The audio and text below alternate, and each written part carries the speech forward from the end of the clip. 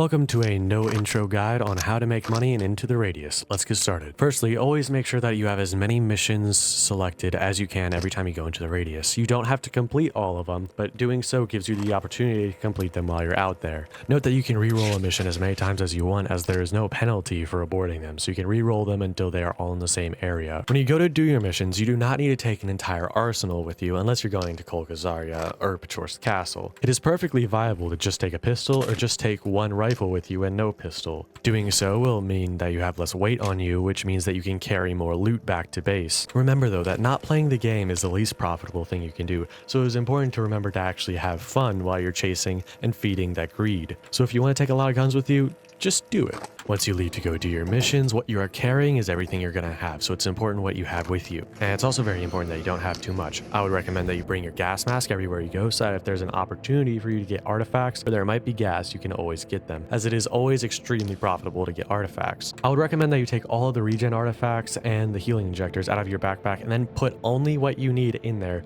which for me is about 3 or 4 healing injectors and then only 2 regen artifacts. And remember that you can come home in very low health. 90% of the time when I come back to base in this game, I'm at 10% health. I also wouldn't recommend taking any food with you, unless you really want to, maybe 1 can of pineapples or 1 can of beef at most though. When it comes to defeating enemies that you cannot bypass, I would heavily recommend trying to use the pistol as much as possible, because most pistol ammo is a lot less expensive than your rifle ammo. But what's less expensive than that is using a knife. I would recommend using the combat knives instead of the survival knives, since the survival knives have to be repaired since you cannot buy new ones. And the repair box is very expensive to use, and that's exactly what we are trying to avoid. When you finish a carton of cigarettes or a box of ammo, do not throw away the box. You can hold on to it and sell it later at the shop for a few bucks. Don't take any canned goods or snacks, as they have a very high weight and very little value. However, cigarettes might be worth holding on to since you can just use them later, and they have very little weight. They are not worth holding on to sell though.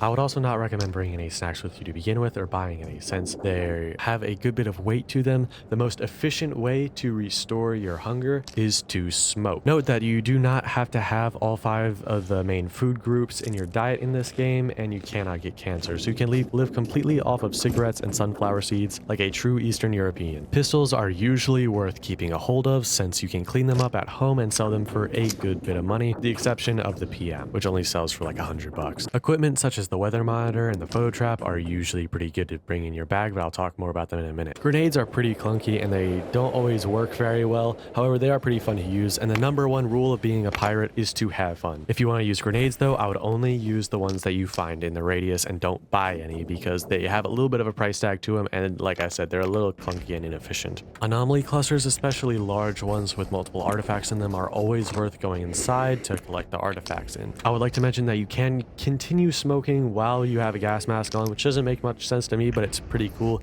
that you can continue ruining your body while getting that money. Rearranging all the junk in your bag into a funny face may be worthwhile and worth looking into. Each area in the map has at least a handful of places where you can sleep to recover health, and knowing where these places are can save you a lot of money in terms of healing injectors and regen artifacts. Most of these places also have loot that you can take in them. You only need to sleep to the next closest hour in order to get a full heal, so sleep as little as possible so that you can have as much time to loot before the tide hits. If you find something that you want to take back with you that puts you over the 50 kilogram weight limit, you can do this little trick where you hold down the trigger like you're going to grab it with the force. However, you hold down the trigger until the little square shrinks all the way. Then you can walk as far away as you want, and even through walls. And then as soon as you press grip, you'll go through walls and come back to you. Remember that you don't have to put everything in your backpack, and you can in fact carry things across the map if you need to. When you end up back at base, remember that weapons are worth so much more if you clean them, and it is basically always profitable to clean them, albeit a little bit annoying.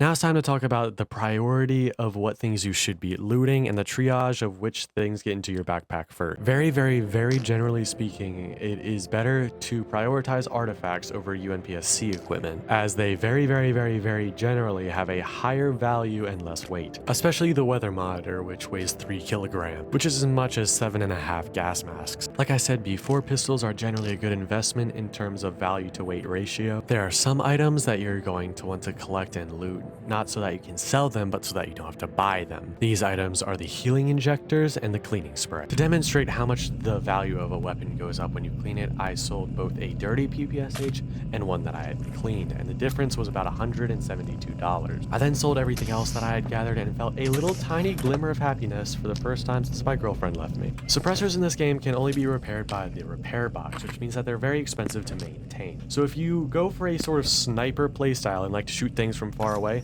I'd recommend not suppressing your sniper rifle, maybe suppressing your pistol if you're doing CQC, but not suppressing your rifle because you're going to be far enough away that they might not hear you. This is not something that I do personally since it makes it more difficult to record because I talk too quietly and the bullets drown out my voice, but I thought it was worth mentioning. Anyways, that's all the knowledge I have to bestow upon you. Tell me if you want to see more in the comments, consider liking, consider subscribing, and all that.